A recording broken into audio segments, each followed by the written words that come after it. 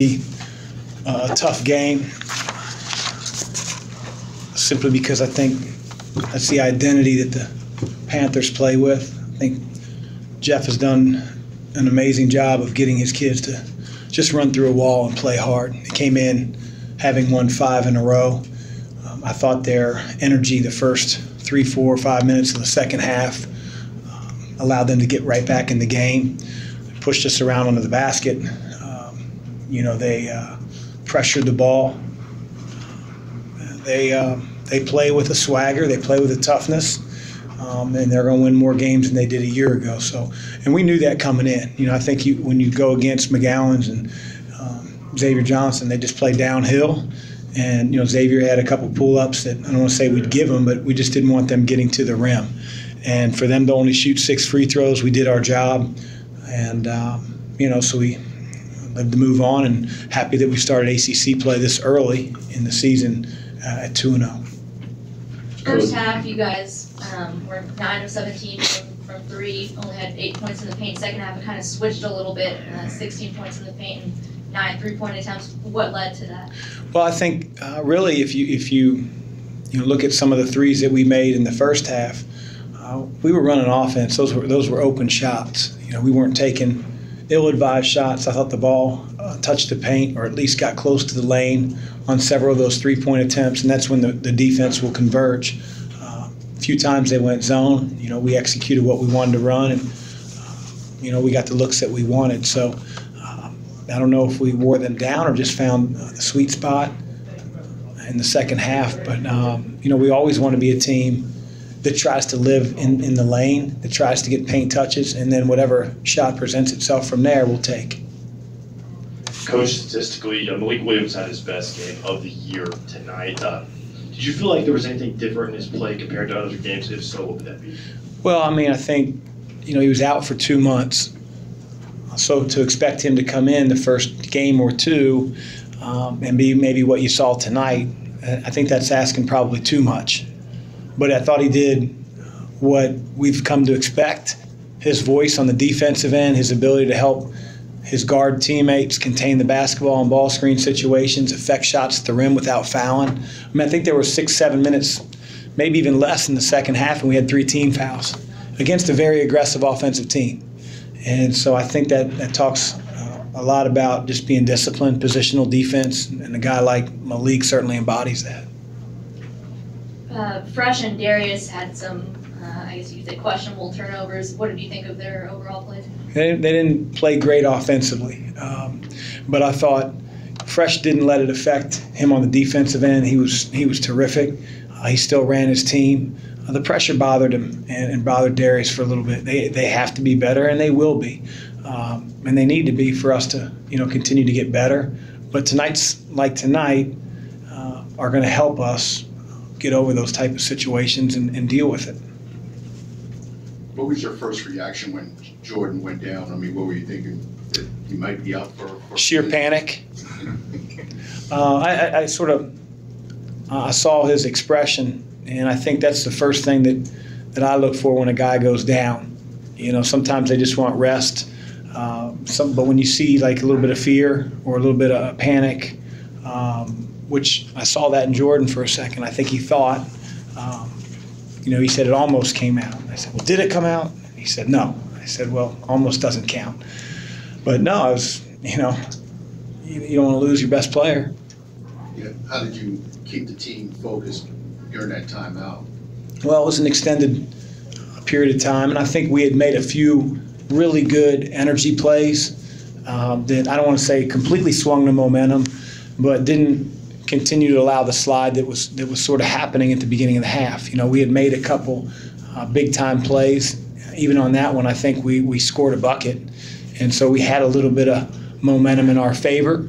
And so when our guys huddled up, I didn't have to say a whole lot. I know they had, just like I did, concern for Jay. But, we do have some older guys, some guys that have been in the locker room for a long time, some fifth-year seniors, and it was sort of business as usual as they went back out on the floor not knowing if Jordan was going to return or not. How did you feel about the way that your team ended this ball game? I think it's 2 games in a row where We got stops. We didn't allow second shots. We ran the clock on offense. We got great looks. We got layups. And that's a killer. Defensively, you take a few more chances when you're that team that's behind and you're desperate to get back in it.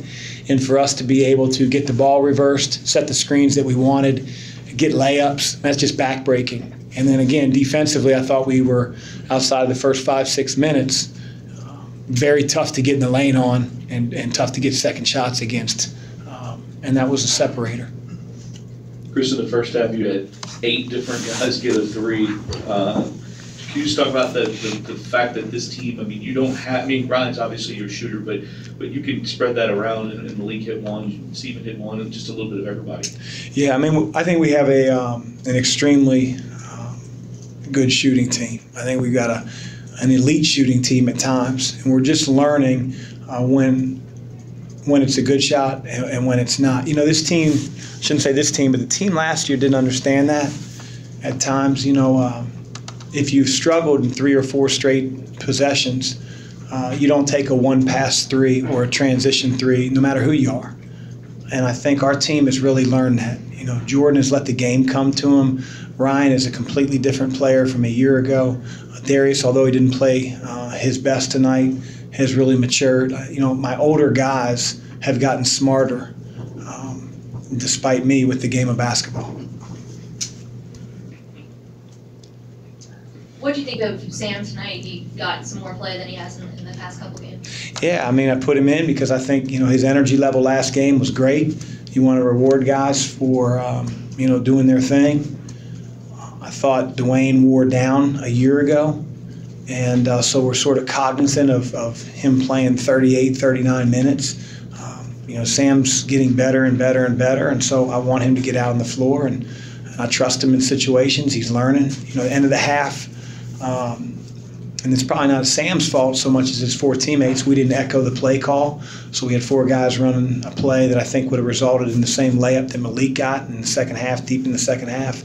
And we reversed the ball to the wrong side because Sam didn't know the action. But you can only teach so much without giving those guys opportunity to play. And so it's always good when your young guys get a chance to do it on the floor in games. Coach, Pitt pressed you guys a little bit tonight and several times, and you all were able to break the press tonight. How much have you worked on that after last year, that being something you guys really struggled with? Yeah, a lot more. A lot more. We knew that they would go 2-2-1. We also knew that if it came down to maybe a 5-point, 6-point lead with a minute or 2 minutes, that they were going to change their pressure into full court man-to-man, run and jump, where it's a little more random. Zone pressure is a little bit more, you know, you got to get guys in certain spots, pass fake and get the ball up the floor in the open areas. Man pressure with guys running and jumping is a little bit more random, but we've worked on both. We've worked on ball security, being ball strong, pass faking, recognizing when teammates are getting chased down. And we're not perfect, but we're much better than we were a year ago, especially this early in December. In the back here. Take 2 more. Chris, I know you're still trying to digest this one, but can you talk about the opportunity ahead to play in Madison Square Garden and play a team like Texas Tech? I've talked to our guys a little bit about it here in the locker room just after the game. I mean, it's a great experience. You know, I've been very fortunate because I was in the Big East for a while to coach a lot of games at MSG. And the stage lighting, the history of the building, you know, when you walk in the bowels of the building and, you know, they have posters of Michael Jackson and, you know, autographed by him and the Rolling Stones. I mean, it's, you know, not to mention the basketball that's played there, that's been played there. You know, it's Jordan's favorite, you know, arena in the NBA. I mean, it's just, it's a cool experience. And so we're very fortunate to be able to play, number one, in that venue, and then to be able to play a national name that we have a lot of respect for. A year ago, they were in the national championship game. And so Beard texted me today out of the blue. Said he likes watching our team, so he's trying to butter me up already, and I'm not having it. But you don't do what he's done and what their program's done if you're not an incredibly well-coached program. And so we have a lot of respect. I know they've lost 3 in a row, but they're going to defend better than any team we've played thus far, and we're going to have to be ready. Speaking of texting, did Scott Satterfield text you, or did he take out a protection order to go? Coach Sat did not text me. We received a text about 11:30 or midnight and said, "Do you know your garage door is open?" And so Christy went to the door that leads out into the garage, and there was about 40 pounds of toilet paper on our doorstep. So they were smart to get it out of the trees and off the gutters and out of the pine trees before the morning, because it rained. I shouldn't have spoiled the secret and made life harder for them, but that's all right. Hey, thank you. Thanks, guys.